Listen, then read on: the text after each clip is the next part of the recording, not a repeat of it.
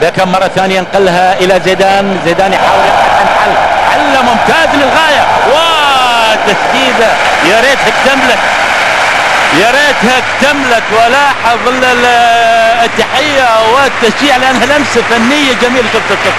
شوف مرة ثانية، شوف الإبداع يأتي في كل لحظة من اللحظات. زيدان يتقدم ويا ريتها اكتملت. سدد زيدان والكرة إلى خارج أرض الملعب.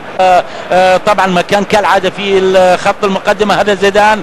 زيدان مباشرة إلى روبرلوس يتقدم ويلعب حلوة إلى زيدان. زيدان إلى راؤول، رونالدو يتقدم إيفان هالجيرا ويلعبها، يسيطر عليها على طول زيدان.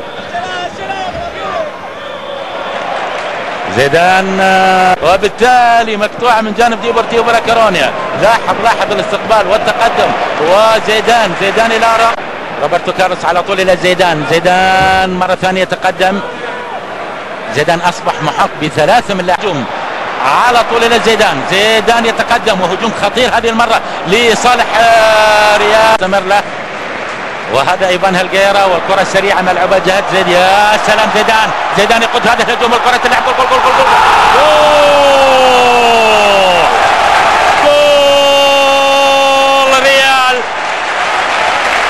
ريال من رونالدو. والهدف الأول. الكرة مثل مغناطيس زيدان اللي يحول الكرة على طول، ورونالدو يسجل الهدف الأول في المباراة.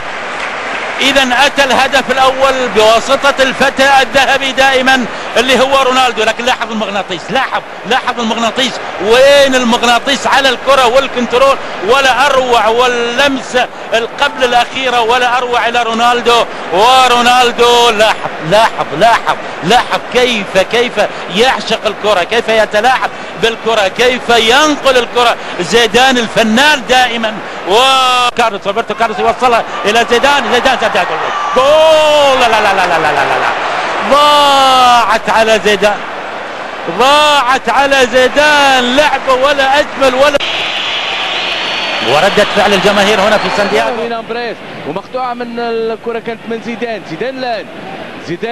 زيدان والى فيجو لكنها قصيرة. والعجب بداية الهجومات فرناندو إلى روبرتو كارلوس، يبعدها روبرتو كارلوس وتؤول إلى زيدان، وترويض ممتاز من زيدان، وروعة في هذا الترويض، ومراوغة رائعة من زيدان إلى راؤول كان غير حاضر، وتعود يارو على الكرة.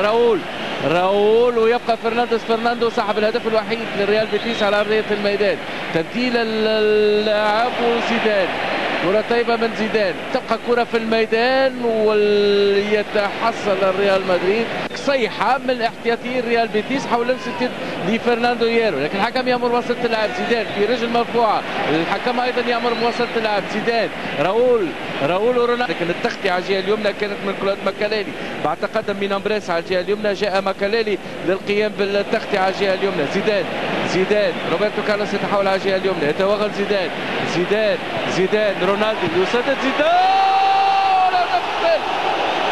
زين الدين زيدان يتمكن من تحقيق الهدف الثالث. هو صانع هذه اللعبة، هو الذي تمكن من تحقيق الهدف الثالث. الدقيقة 16 زين الدين زيزو يتمكن من تحقيق الهدف الثالث لفائدة الريال مدريد في سانتياغو برنابيو في الدقيقة 16 من هذا الشوط الثاني.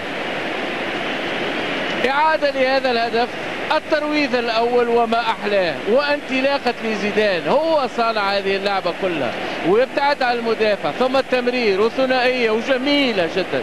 جميل الهدف من صنع زيداني، من فنيات كبيرة، من قاموس الزيداني الفني الرائع الجميل، من سيمفونية زيدانية جميلة.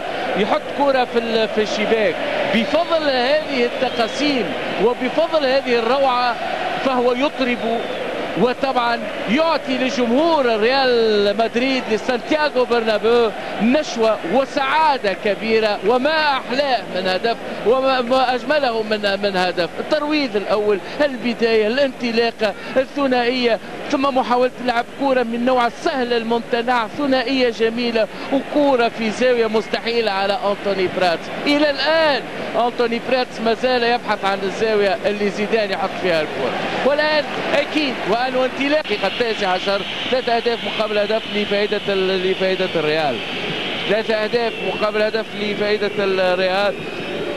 والانطلاقة إعادة لهذا الترويض وانطلاقة زين الدين زيدان، مراوغة كله طبعا جميل. والإعادة تؤكد وكل مرة تؤكد أن فنيات هذا اللاعب فنيات كبيرة جدا. تمريرة بالرجل اليسرى، يلتقى كرة بالرجل اليمنى، حط كرة في زاوية مستحيلة،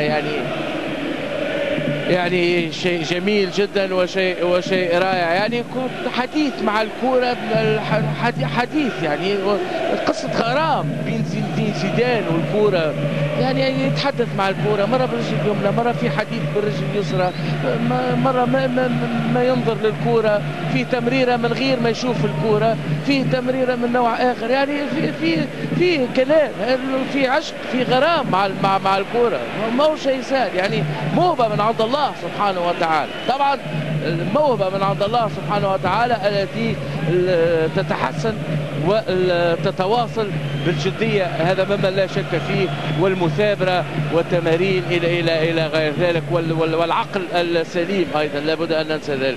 لا ننسى أرتورو غارسيا مونوس أرزو أسونساو، ومقطوعة عن طريق فيجو. مين أمبريس مرة أخرى، مين أمبريس، التبديل اللعب إلى زيدان رونالدو، زيدان مرة أخرى، كامبياسو وتسلل، كامبياسو كان في موقع تسلل. زيدان مرة أخرى في تمريرة رائعة، في كرة جميلة، إعادة لهذه التمريرة. يعني حل من الحلول، يعني على متر، على سنتيمتر، 5 سنتيمترات، 10 سنتيمترات، امامه مدافع، امامه 2، امامه 3، في لاعب طليق توصل الكرة. يعني هذا مما لا شك فيه.